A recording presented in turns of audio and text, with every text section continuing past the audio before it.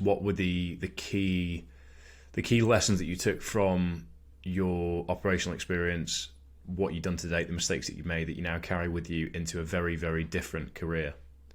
Yeah, I think the operational stuff is that I didn't really realise. I know I'd matured and I know I'd sort of worked it out, but I didn't know what I'd worked out. I just found this new path, which I'll talk about in a second.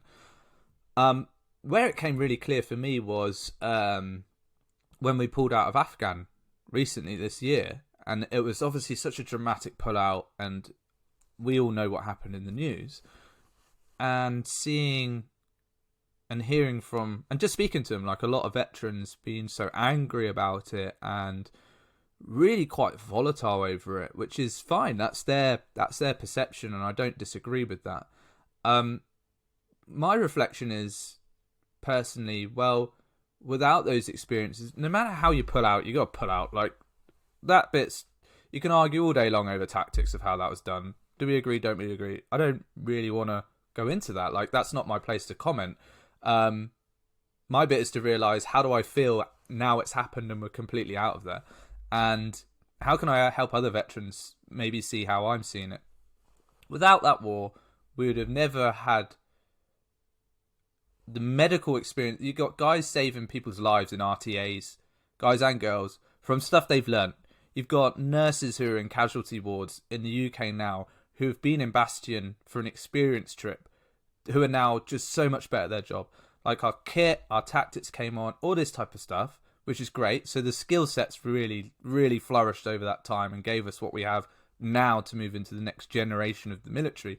But as individuals, fucking hell, yeah, we lost a lot of people and it's horrible. Like, I remember our friends every day which we've lost, and even the ones we continue to lose, unfortunately. But we all signed the dotted line. That's the biggest thing, and that's a personal feeling towards it. Is, how can I feel angry at a situation or emotional towards a situation where I signed the dotted line to be there? I put my signature on the mark, I wrote the will, and I agreed that I'd go to a place of danger where inevitably someone was going to get hurt. And we never forget those people. We will never forget them. Some of them are etched in our skin. And they will always be there, but we can remember them for the good, as opposed to the anger of how we lost them, and that now the war's past, we forget them. It doesn't happen like that. I think we remember them more, as opposed to when it's still going on. And I think this, I already knew this, but I wasn't very clear with this over my last few years of transitioning away from the military. And I think that for me is, it's a personal part of my journey to realise how far I've come, how mature I am about situations now, to now think, how does it actually benefit us, as opposed to feel down and sorry about it. Like, and the real fulfilling thing around this was, I did a talk recently for Sky, and they said, would you mind speaking to our veterans community? And I was like, absolutely, I'd love to speak to her. I did the same for Salesforce as well. And I used this as it was around that withdrawal time, and I was like, I used it as a moment to share with as many veterans as possible, to say, you should never look at the news and see what's going on in the world to feel angry or emotional or make assumptions around the political situation. You need to remember who you are as individuals and what you've achieved because of those experiences, and how you are now and what you can use moving forward. And that, mate, for me, was one of the most fulfilling things I've been able to ever express, and just say it how it is. And I don't think a few years ago I'd have been like that, to be honest. So I think operational experience is amazing. It gives you experiences that you would never find in the civilian world. Like, someone stacked a car the other day near my house and rolled it, and then people in there screaming and bleeding. And like, the guy comes, the bootneck comes in, he's like, right, fuck it, to the rescue. And you go in there and you got control of the situation, and you actually can Kazivac them properly, and everyone's losing their shit around you, and you're like, calm the fuck down. You call 999. And like, there's no heroic bullshit there. Like, you're just there doing a job when it goes wrong because of the experiences you have. And even my business partner was like, how the fuck does that stuff always happen to you all the time? Because it just seems to, like, the odd thing keeps happening at the moment. I was like, I'd rather it be me than someone else who just loses their shit. And And that's like the benefit of being able to see through some stuff. Sometimes it's super dramatic like that. Other times it's having a conversation like this with another veteran to just be like, hey, no matter what's happened in the past, we've got to realise some of those things now really hold a future for us for what we can do with them, like your resilience, your use of values, your ethos, all these things. And that for me has been like the big changer, definitely. Yep. No, I can imagine. And it's become a fundamental component of the next stages of your career, hasn't it? So coaching was the focus from, am I right in saying, about 2017 until pandemic? Yeah. And then there's a new section, but we'll get onto that post coaching stages. Yeah. Coaching stuff was wicked. So at the time in the Corps, I had that unbelievable experience to work with England football. So Gareth Southgate brought the team down to Lympstone, and I was one of the small team that spent the time with them and went on that little journey with them before they went out to the World Cup. And I'd never sort of, apart from the Corps, really been around super high performing athletes like that. And it was like my first opening to them, realising how normal they are and how down to earth they are. I was working with the recruits at the time, and I was really loving the recruit journey. I was loving taking kind of guys like me from Civvy Street, taking them on the Royal Marines 32-week course and passing them out. I'd loved that. That was genuinely one of the most fulfilling things in my career, is being stood on that parade square with the recruits you've created. And so I really got into this coaching thing, did a few of the courses at Lympstone, and started to get a couple of the qualifications, and then had this amazing experience with England. And I was like, fuck, this is really cool. Like, there's some stuff within this bootneck shit where they say civvies pay thousands. They do indeed. And how can I use some of this, and how can I use some of what we're doing to do something? I don't know. That's what it was. And ironically, at the time, I just before England visited, went in, did my whole selection stuff. I'm going SF. This is my route. Been on the hills, fucked my Achilles up, came back off the hills. I was like, I'll go back on. And just completely fucked up the hearing test. And the whole 3-second rule thing, which was press it, leave it, press it, leave it, had seemed to have changed. And I got caught out. And then I went from like, here's your SF paperwork, to, you're probably going to have to look at MBOS. So you've got to go see the doctor this afternoon. Instantly downgraded. But I was in such a good headspace where I was like, fuck, that's so shit. I love the Corps. It's made me who I am. But I'm enjoying what I'm doing at the moment. I wonder if there's something else I can do if this is going to be the course of action. And I knew my hearing was bad. Fucking hell, I took a IED to the right temple, basically. And it's always been horrendous. And I think I lived through the Corps thinking there'll be a moment I get caught out. And when that moment appears, it appears. And it appeared, and working with England was like this big eye-opener to think, all right, if I'm going to be a civilian, can I do this? And that's where it all began. And you know, I kept in contact with some of those guys.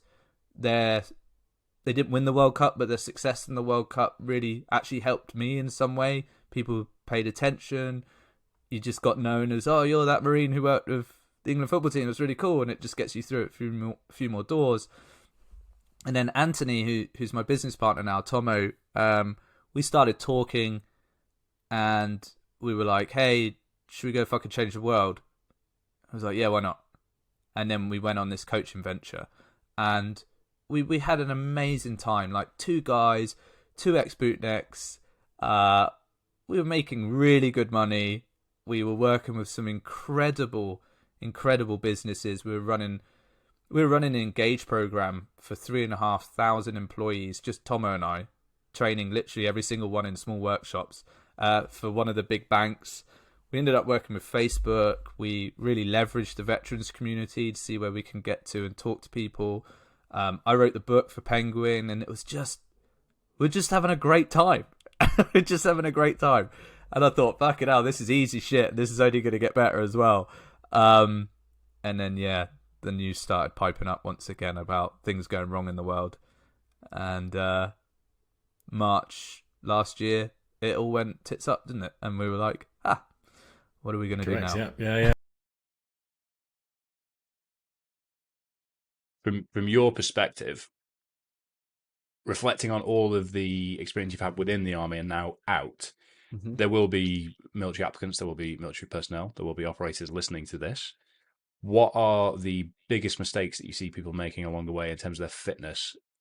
Let's look at it from two angles in terms of getting your foot in the door in the first place, because we look after a lot of athletes all over the world that are in a tactical space as well, and there's a lot of common ones. So getting your foot in the door in the first place, and then more importantly, maintaining it as you go once you're in, because operational fitness is a lot more varied than I think traditionally it's been considered. So from your experience, having walked the walk and actually talked the talk and done every element of it within that space specifically, what are the common mistakes that you see made from applicants and then soldiers? Two common mistakes. They're either underprepared or overprepared. Predominantly, what you see is people joining the military, so taking your first step in tactical athlete development. People predominantly are underprepared. Those taking their next step in tactical athlete development, so going on P company, commando course, SF selection, whatever their relevant course is, they're overprepared. So what they do is people going on UKSF selection pretty much do selection before they go on selection, and then they turn up and can't understand why their knees have popped, and it's just like because you're putting that much stress through your body that now you're asking it for more stress when it matters. So that they're the two main things that you always see. And so whatever I ever do is, especially those joining the military, what you got to remember is when people join in the army, they're going to go through basic training where they're going to make them into soldiers. So you don't have to turn up a soldier. So all you have to do, and this is how I changed the Army Foundation College. This is how the programs I put in place there was what they was trying to do was first and foremost they was trying to train them as an adult. Then he tried to train them as kids, which there was nothing. So it was basically all fluffy. People throwing yellow cards up to like commanders and stuff, and then they was turning up to Parage Depot and getting hit like a freight train, like that bloke did hit me in rugby, and they just couldn't handle it. So everyone was failing.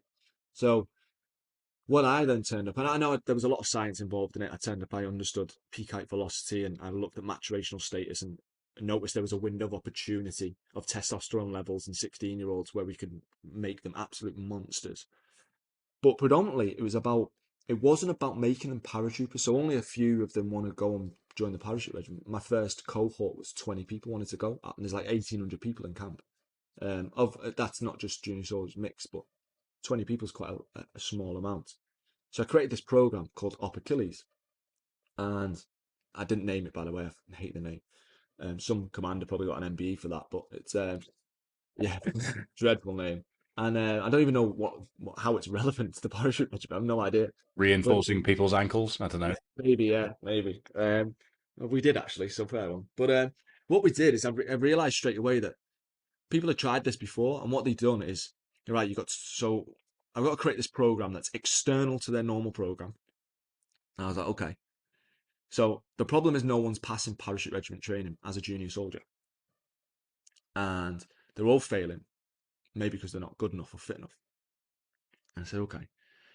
So what we're going to do, I want you to do 12. You got 12 weeks from the last 12 weeks of training. I want you to create a program, and I was like, okay, so I can't do it in work hours because they've got their normal program. So it's early mornings, late nights, brilliant, great for me.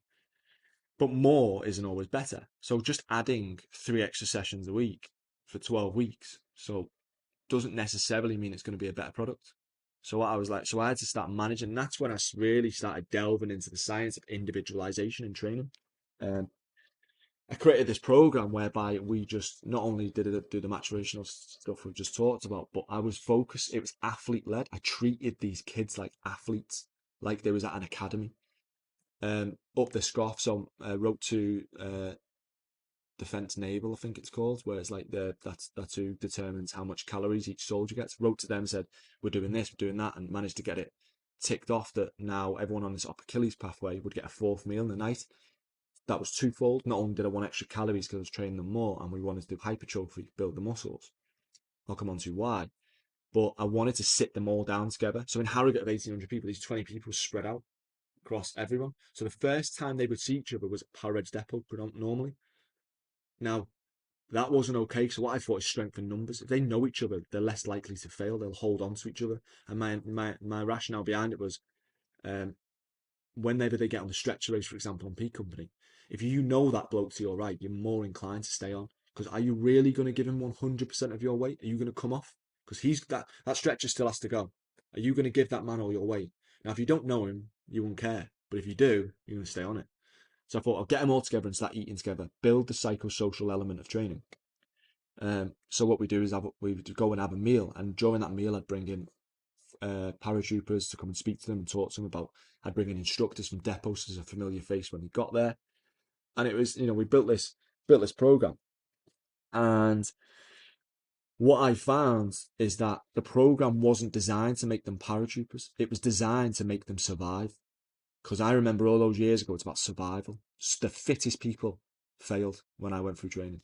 They all failed because they just couldn't. They couldn't survive. There was almost too fit. They peaked that week in the first couple of weeks, and I was thinking, my God, they're miles ahead of me. And then all of a sudden, they're on their way down. You understand periodization? They're on their way down. They're knackered. They've got nothing else to give. Where I'm like that, I had nothing to start with, so I'm just going up and up and up. Peaked at the right times. So my idea was right, I'm not building paratroopers. I'm going to build a soldier with a solid foundation of strength and give the instructors at Parage Depot a platform to build them. That's it. So that's all I want you to do. I want you to create you where they can throw whatever the fuck they want at them. They can do whatever training they want at them. They will not break. We will not get an MSKI. So MSKIs went down to 0, where predominantly that was the biggest reason why people was failing. None. And all I did was build these young lads to be so strong and stable that whatever they got thrown at them, it was easy. The fitness would get taken care of because they would have a foundation to build upon. Parage Depot would do that because I'd been part of that program 2 years earlier, and it worked. So when those lads then got to P Company, they had an 88.5% pass rate across all these cohorts. So I did loads of Up Achilles, 88.5%. So I was like, right, 16-year-old kids have now got a 9 out of 10 chance of passing the physical standards of Parachute Regiment Depot. That hadn't been done before. It was like, and so it started off with 20 people. My final cohort of Up Achilles had 88 people. So now not only are we putting more people on seats, and not only are they now passing, we're getting a higher percent of passing. These kids are available. The best ability we own is being available at all times for the next 20 years. You're not getting some 34-year-old bloke who's just crawled over the line at Paravex Depot because his knees are given out, but he's passed. You're getting 16-year-olds who are ready and available for years and years for you to mould into whatever the fuck you want. And you can throw whatever you want at them, put any sort of load on them, they will not break. And that's how Up Achilles was found. So and I built that in a sense of we're not going to overtrain. So going back to a long-winded, going back to the original question, we need to basically just build a foundation, give the instructors a platform to build upon. We can train hard later down the line. We can optimize human performance later down the line. Right now, let's ensure that at all costs we can stay the course. Whenever I do any sort of training programs, first for any sort of course, any sort of project, is first and foremost we must stay the course. Because if we stay on the course, we've got 100% more chance of passing. Because if you break, no one cares how fit you are. It's irrelevant. If you fall short on P Company because your knees gave out, no one gives a fuck how fast you can run. No one cares. No one's going to remember you. No one's going to go, yeah, but he would have passed P Company if his knees didn't go. It's irrelevant. No one cares. So first and foremost, we stay the course. We stay injury free by ensuring that we never ever get an MSKI. And that's what I did with Achilles. And it worked. They built the paratroopers. I just gave them a foundation. Remarkably effective. And actually, when you distill it down into the elements that were missing beforehand, it's actually just applying, as you said, athletic logic. How do we get the best out of athletes in a professional sporting world? How do we apply that to the tactical athletes? Because that's exactly what they are at this critical point in time where we can mold them into whatever we want them to be. Mm-hmm. I think the biggest. I mean, we've got SF all over the world, and we've got people applying for the Marines. We've got every age group of people in there. People that have passed out hills, and a whole variety. And generally speaking, when people come to us, Zone 2 is what's missing. The demand for every run I do, I'm gonna do it full send with a weight vest on. Why are my hips so ruined? Why do I feel so battered? Every long rock at the weekend is going to be at at sort of race weight, shall we say, where you're using what you're going to be using on the hills, and as you said, you're broken before you get there. So you want to get to the standard where you can tolerate what the course is going to throw at you. This is from my perspective as a civvy, might I add. I don't want to get walthy at all, but as a civvy, the perception we've got is that it's the ego and the intensity, and I think you've always got to be working harder than the guy next to you that is ultimately the biggest limiting factor. So if you can remove the ego from that and allow them to understand the trajectory upwards, as you said, it means that the crash downwards isn't going to be as aggressive. Because as you said, putting people around for dinner, putting people around doing things together, supporting the guy next to you, that is going to wear down that masculine ego that you'll get a lot of in that space. And I think this is what applies in a civilian environment as well, because you put that into a business setting, you put that into a friendship setting, and it means you're just more intuitive with those around you. You actually know how to get the best out of the person next to you. You know how to get the best out of yourself. You know when you're working too hard. You know when you're burning the candle at both ends. And you don't let that arbitrary, I've got to be doing the most, I've got to be working the hardest. You've got to be working the smartest, and you've got to be reflecting on what you're doing. And that's how you get the best out of yourself long term. And then, as you said, once you've got those foundations nailed, that's where you really start to look at, right, how can I nail this next 1%, that next 2%, that next 3%? And I think there's a bit of a culture in the fitness industry and people that have got a growth mindset as a whole worldwide at the moment, where everybody's looking for a 1%er before they've got the foundations nailed. Which sleep supplement should I be taking when I only sleep 4 hours a night? Well, you should be sleeping more first and foremost, my friend. It's little things like this that you see a lot of. Yeah. So it's the incessant desire to optimize quote unquote recovery when you're doing double sessions a day, 7 days a week, because you like training hard. You can't recover from being tanked all the time by getting in an ice bath. You need to program more effectively. But there's probably a rabbit hole that we're not going to go down. Otherwise, we'll end up fairly deep into it, I'd imagine. So I think it's fascinating to just hear that actually you brought together all of the human elements of training, and that is what ultimately brought the best out of these individuals. That is trying to get that over the line, though. When people were seeing what I was doing at the start, the people, the hierarchy, it was people was like, "What are you doing? Why are you doing that?" And it was only because Parareg was really supportive of me, and I just created this another program 6 months before. It's one of the reasons why I got this job. Talking about AFC at this time, where I got 100% pass rate of every person on camp of physical tests, physical standards, no more injuries, and everyone was upskilled and what's known as MFD, so they're medically fit to deploy. And I did that through individualizing training. So so people was already, just give them a chance. And I was really fortunate that I've fought my way through. But trying to get that over the line with the dinosaurs was just outrageous when they realized that, why aren't we running? They need to be tabbing more.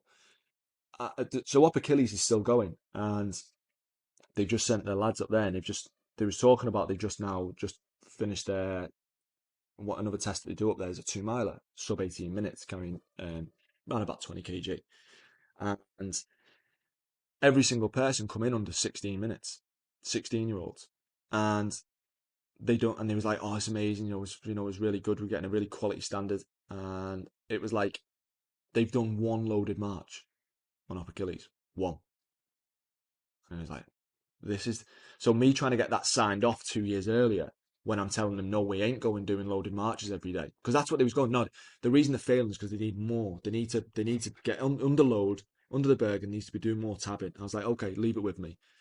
And then they come into the gym and I'm doing like the bird dog with them, and they're like, what's going on in here? What's happening? And I'm like, oh, this week we're doing velocity based training. They're like, nah, never heard of it, not doing that, don't like it. And I'm just like, just give me a chance. I fortunately did.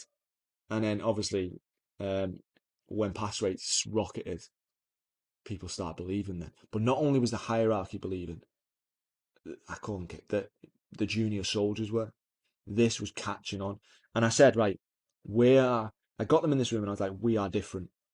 If you want to be a paratrooper, you have to be different. Your why has to be so strong. If you don't want to be here, go now. Save everyone time.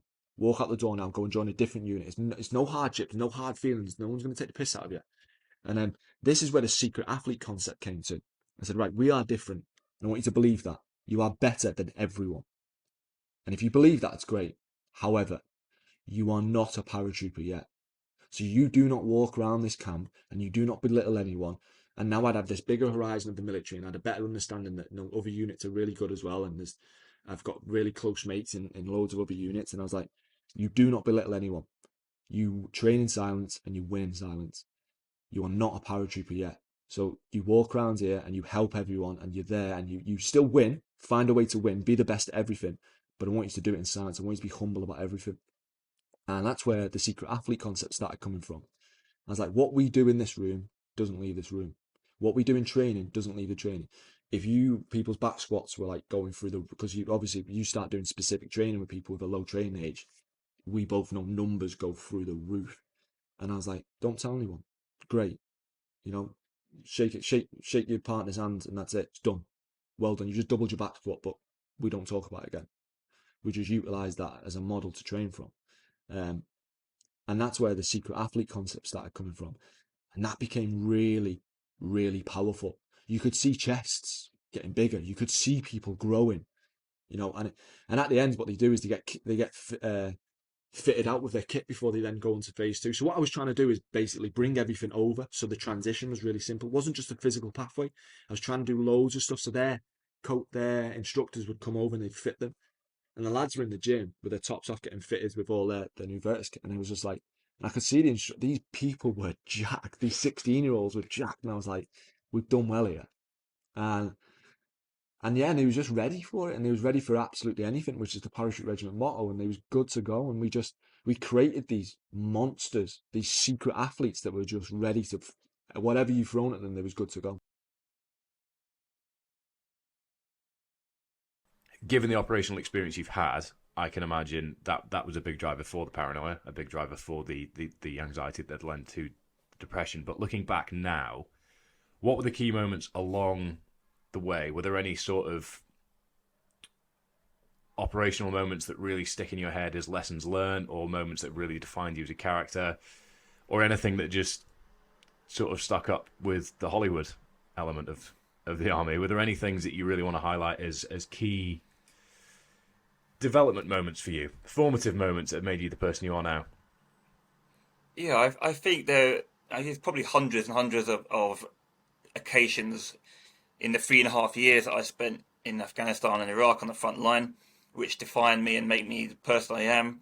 I think there were two key moments that really drove me to having quite high mental resilience, but also were probably the factors towards my paranoia. And the first one, when I was 20, when what I mentioned earlier, the first tour I done back in 2006, I was in a very big ambush, completely unexpected at the time, and two of our vehicles got blown up. My vehicle got blown up with rocket-propelled grenades, and the one behind us got blown up with improvised explosive devices. And only 3 out of everyone that was involved with us survived it. Everyone else had died there and then. And everyone had also, the remaining vehicles had left us because they thought that we were all dead. Like they couldn't see any way that anyone survived that. But there were 3 of us, and there were probably I think there were between 70 to 100 Taliban that were chasing us down, and we had to fight them off as we got out of the ambush. So that was my first real look into, oh right, okay, I'm gonna die sort of thing, and having to fight my way out and surviving it. And I also got blown up again, I think 3 tours later, where again I came out completely unscathed where other people didn't. And I think them 2 occasions, being blown up and surviving, were I wouldn't say I don't feel guilty because other people didn't, but I'd say I feel very grateful, and I like to think that very lucky, and it's something that I now look at as to being grateful to be in a position now to still be alive and to help other people. But yeah, there's so many moments in the career and being on a battlefield. I think you just have to, the training you go through is so extreme, and then being on the battlefield itself it's real. There's you can't just go, I don't like this anymore, time out, I'm out. You're in that position, you're in there, and you have to get on with it. And I think that is something that really strengthens your mindset, just like being like in being in normal life now. If people are struggling, it's like you can't just tap out. You got to find another way to push through and carry on with it. Do you think that's partly why, especially from a military point of view, there is such a resistance to talking about things when somebody feels like their mental health is suffering, because I think it was Foxy that said it when he first started talking about how he felt was having lived through battlefields, having seen IEDs go off, having lost friends, having lost brothers, as he called it. It was a case of when he started worrying about the way he was feeling in his own head, it just seemed so pale in significance to the stuff that everybody around him had experienced. Do you think that is a culture that still exists within the military, that is ultimately the cause of why you've unfortunately lost so many of your friends? Is it something that's improving, or have you decided that it's up to you, hence why you've taken on the things that you have? So to answer the first question, I think in the military, people are talking about stuff a lot more, which is really good. But there is still a problem with people coming forward, and just I think it's more of a pride thing, but also a bit like you say what Foxy said, people compare themselves too much to other people, and especially in the armed forces where you know people that have either lost their lives, or they've lost limbs, or they've lost or they're suffering through other physical or mental abilities. Someone might not feel good, and they haven't been feeling good for quite some time, and they go, well, who am I to say anything, because Soldier X has 2 legs missing, so I don't even compare to him. So people are comparing themselves too much to other people, which they shouldn't be. Everyone has the right to feel a certain way. Everyone has the right to have emotions and feelings. You don't have to have a physical or obvious a disability to be suffering. So I think that's the first one in the armed forces. But also, people don't. I hear this a lot. Of people say, well, why didn't you go and get help 6 weeks ago? You've left it way too late now.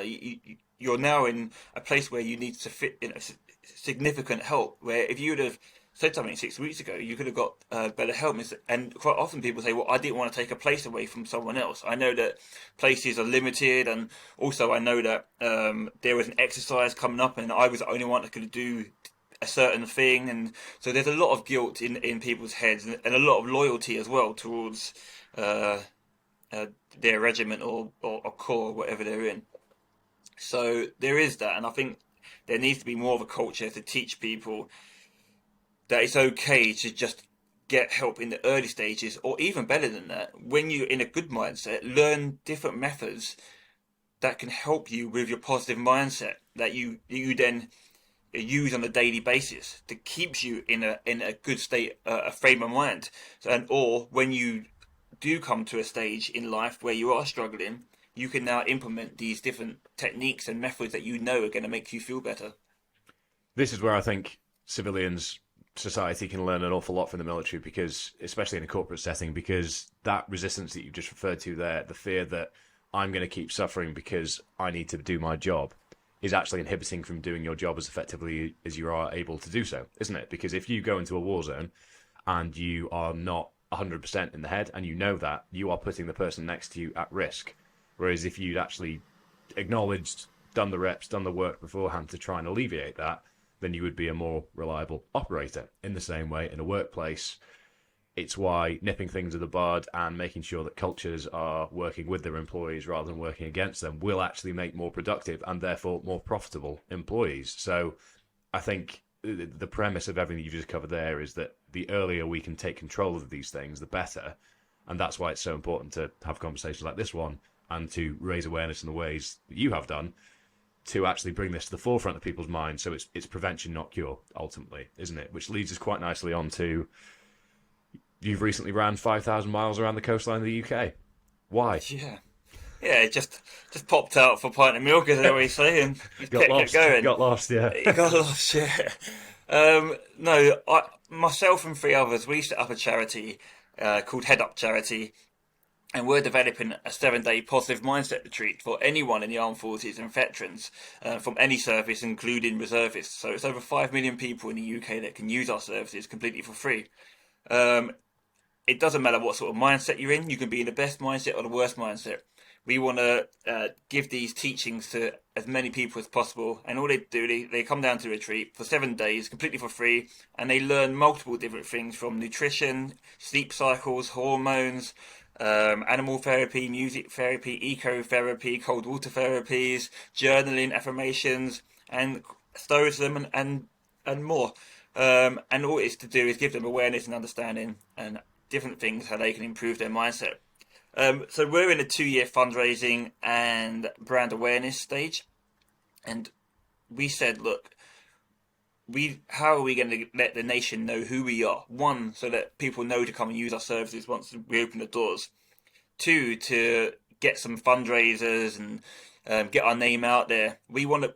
We're after quite a bit of money, so we're going to go to grant givers in 8-9 months' time and ask for quite a lot of money. But what we want to do is we want them to hear about us before we go and see them, so that they go, yeah, we've heard of Head Up.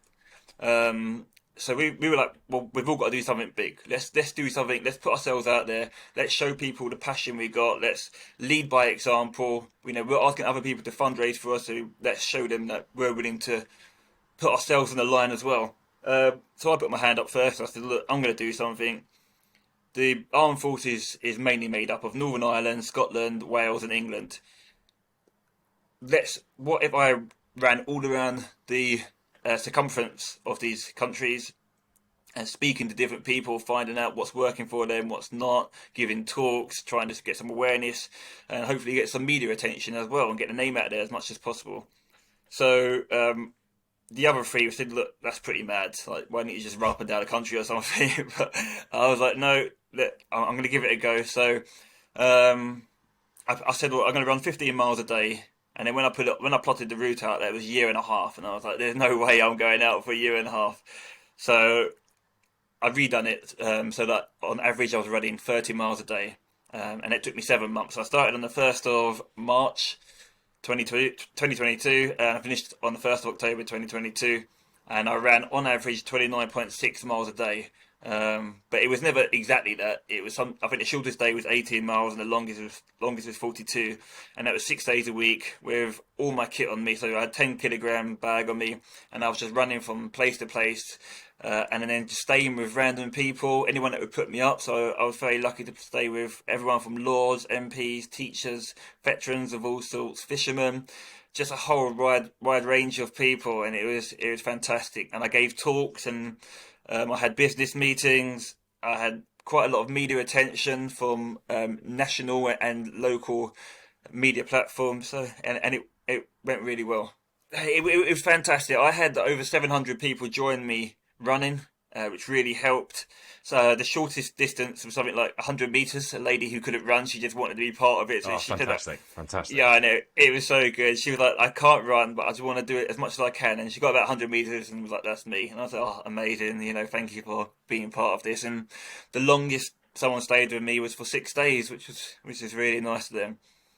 And then, yes, like I say, I stayed with over 200 different people, gave talks to schools, universities, armed forces establishments, had lots and lots of business meetings with different people, trying to get them involved with the charity, speaking to other charities as well, because we want to be involved with them.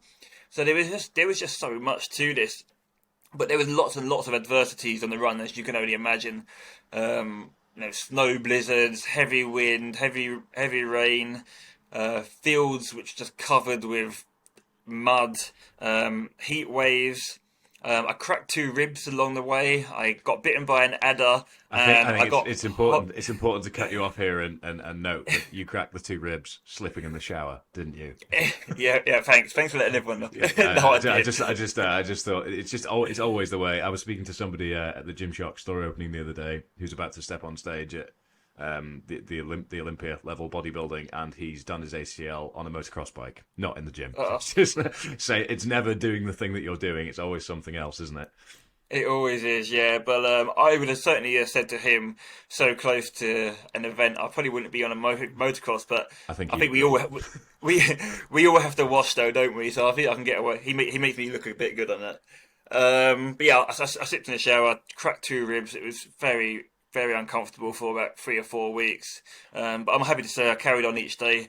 In Essex, I got bitten by an adder, which a lot of people think is really bad. I would have thought it would be bad, but it wasn't too bad. My leg went very bruised and dried and flaky. And all that happened was later that evening, I just felt very tired because my body was fighting the venom, and I had a good night's sleep, to be honest, and woke up ready to go the next morning. So if anyone can't sleep, there you go, there's your cure. Problem solved. Problem solved. And then I think the worst adversity I had throughout the run. I don't know if you ever heard of hogweeds, giant hogweed. Yeah. I'd never heard of them, and I ended up going through a field full of giant hogweeds, burnt my leg, they all blistered up. It was horrendous, and the only way I can describe it is if you've ever put your hand over a candle or burning flame and it's just got too much, you have to put it away. That pain there is what them hogweed burns felt like for 36 hours, and you just can't get away from it, and it's just you're stuck there. So I assume that was no sleep. You couldn't focus on anything. Running was agony. Did you take that 36 hours off? Did you have to keep moving to distract yourself? How did you cope with that? Because that must have been awful. It was worse than cracked ribs, which is hard to imagine.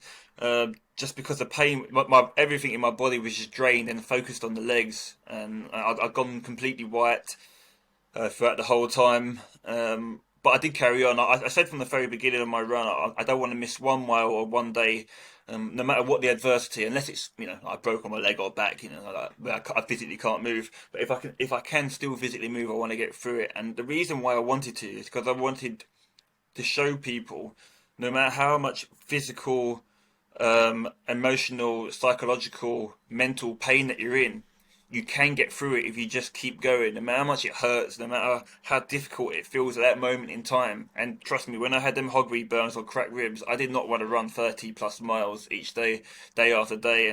But I did it not because I was trying to be tough or anything, but I just wanted to show people that you can get through it. And I've always lived off a mantra on my run. I think I said it probably dozens of times every day to get myself through, and it was pain is temporary and pride is forever. And that pain will subside. Your memory probably won't even remember the physical, what it even felt like, but you will always remember getting through that moment in time, and that's something that you can be proud of.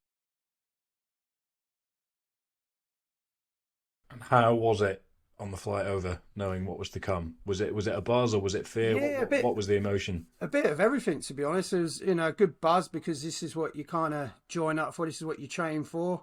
At the same time, obviously, I'm not going to lie, I was scared as hell because, young lad, you've got no idea what to expect. You get off the plane and get shot straight away, so obviously the nerves were there, but at the same time, the excitement, the buzz, everyone's in the same boat. You're with your mates that you've trained hard with, and you're out there to go and do a job. So, yeah, it was a bit of sort of mixed emotions, really.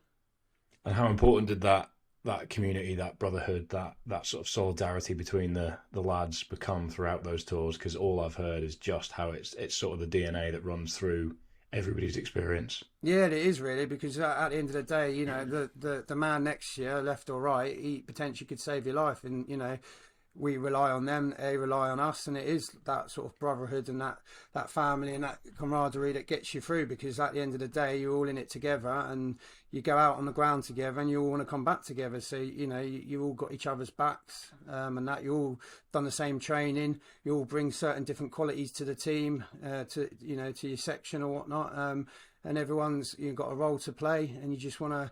Every time we went out on the ground, you just wanted to make sure everyone was safe, knew exactly what they were doing, what their role was within the team, and you just wanted to make sure everyone was safe and everyone got back safely. Did the ego amongst men get squashed out when you went on tour? Because I know there's a lot of peacocking, there's a lot of big personalities on base, etc. when you're training, etc. Did the threat and knowing that the guy next to you might be the guy saving your life, did that quash down those egos, those bigger personalities, and just focus on people getting the job done? Or were there still those bigger personalities and egos within the troops? No. Obviously, military life. Obviously, it's male dominant. So obviously, the egos and the ethos and what goes with it, and obviously the man up, and you can't you got to be strong and tough all the time. Obviously, that's part and part of it. But when you're actually out there on the ground, and it's a completely different ball game. You're not there to mess around. You're not there because at the end of the day, you got.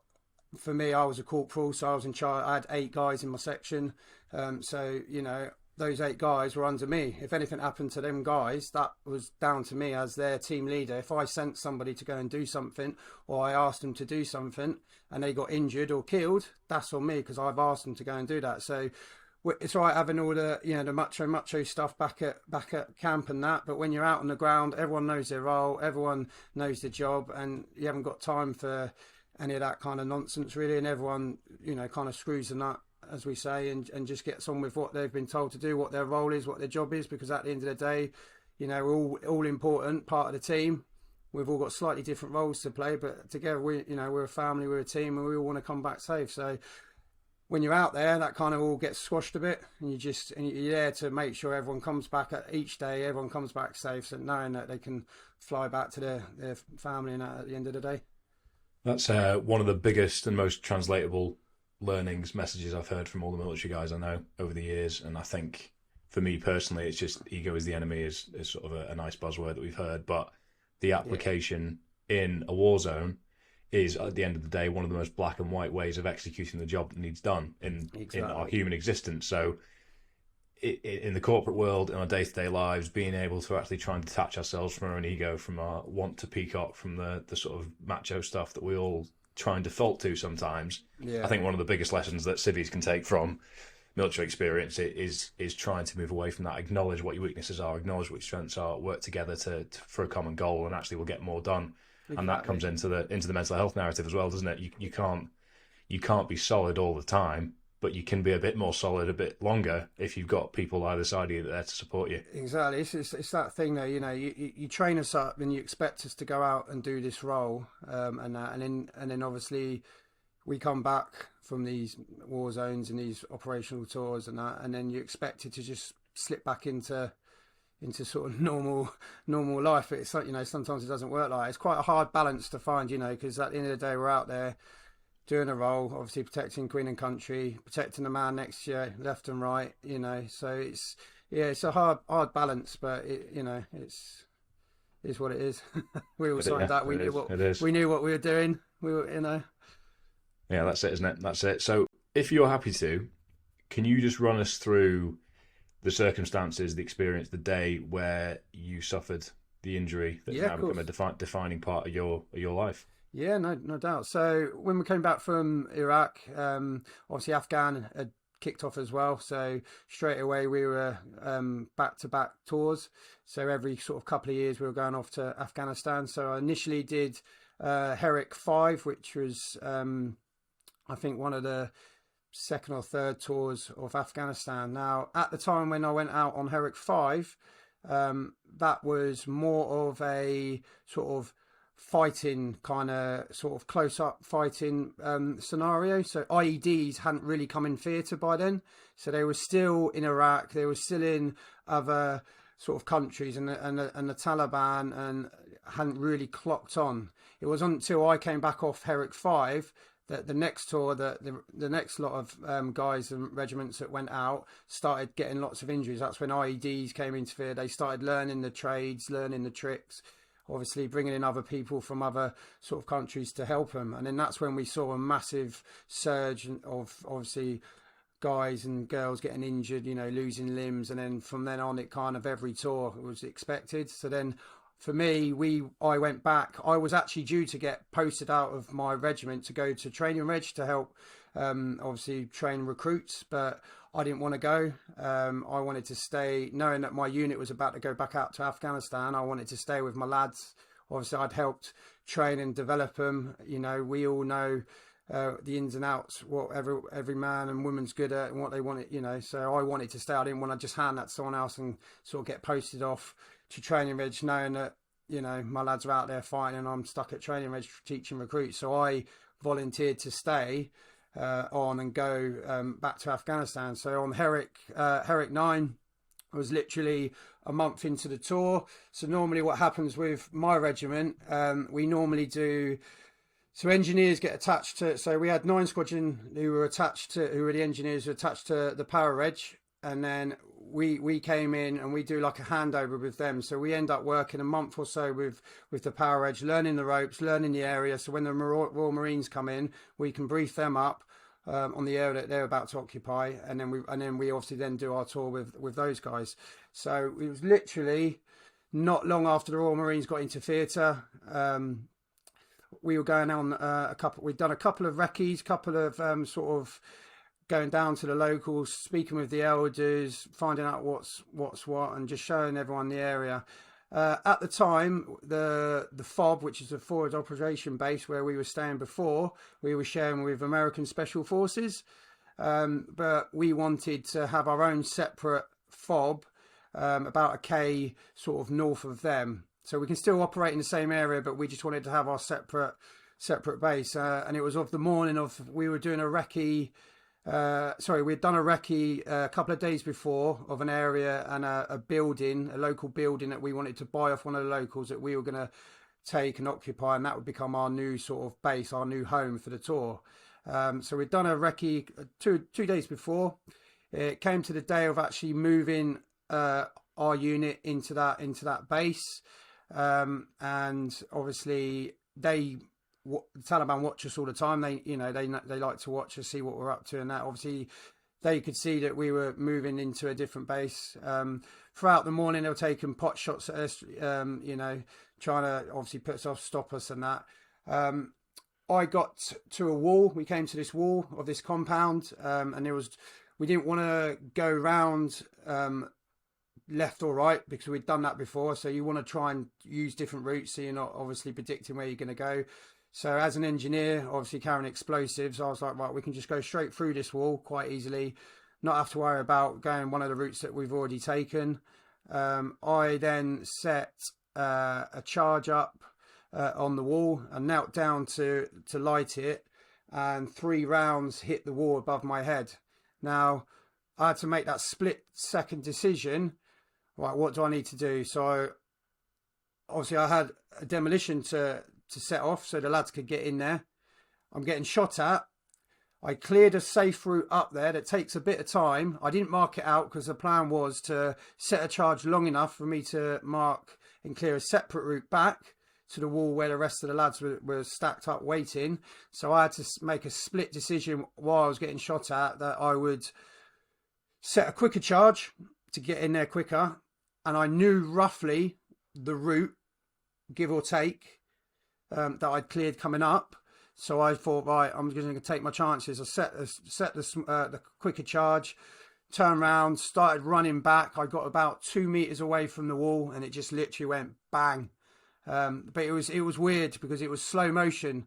So like, I don't know if you watch it in the movies and that, it was literally slow motion. So initially, when it went bang, I started to roll, and then my weapon got ripped out of my hand, slow motion. I got thrown up 30 feet in the air, landed, and all the shrapnel was coming down like really slowly. It was really weird. And then all of a sudden it sped up to sort of normal time, and then just all started coming down really quickly. It was really strange, really weird.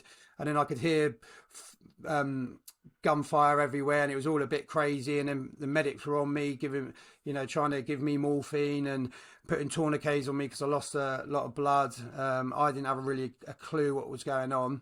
It wasn't until I didn't know what my injuries were. I knew I was in a bad way, but because I couldn't feel my legs or anything. It wasn't until they tried to move me onto the stretcher, I then screamed and was then trying to rip the tourniquets off because they were obviously on so tight to stop the bleeding.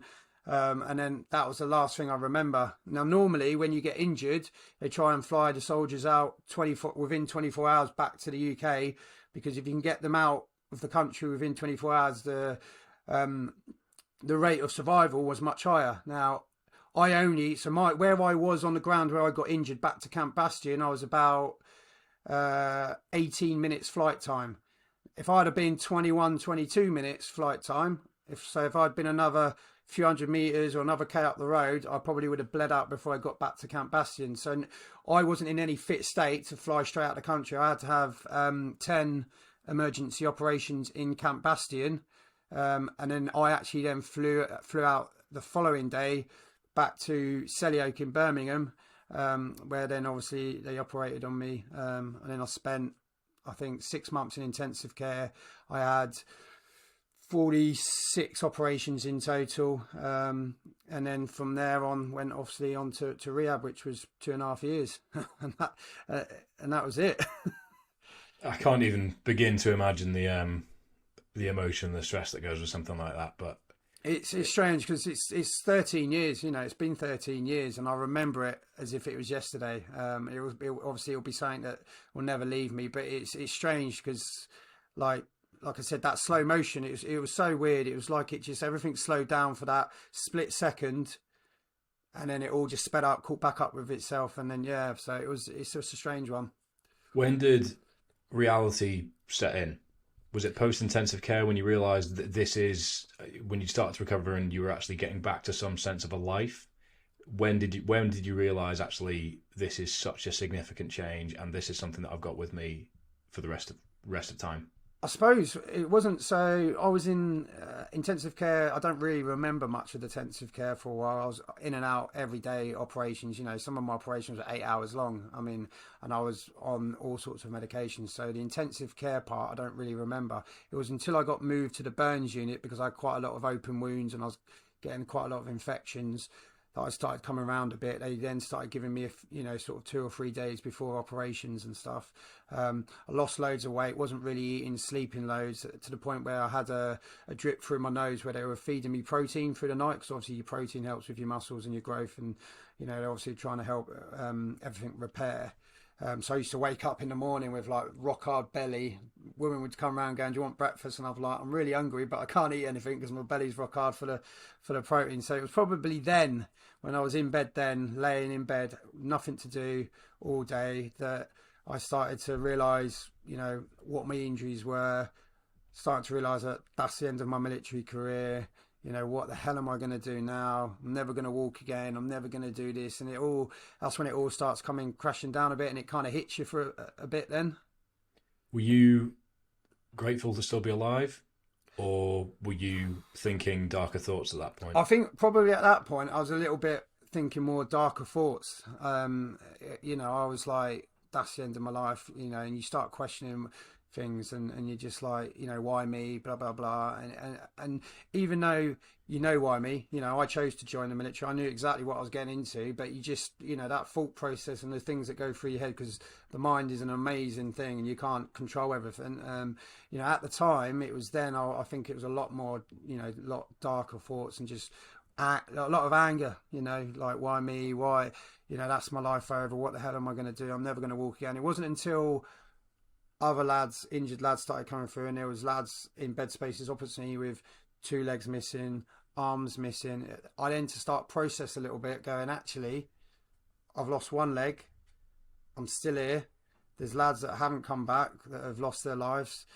I'm still here. Actually, I've got a lot to be thankful for. And then your thought process starts to change a bit. And but yeah, I'd say the first few months, very dark. You're very bitter, very angry and that. And then it's not until you have you go through all those different emotions, because I think you have to go through them all to be able to sort of try and understand it a little bit. And then once you've been through that phase, I think I started to understand it a little bit more, and then became less angry and sort of not more positive yet, but started thinking, I'm at least neutral. Still here.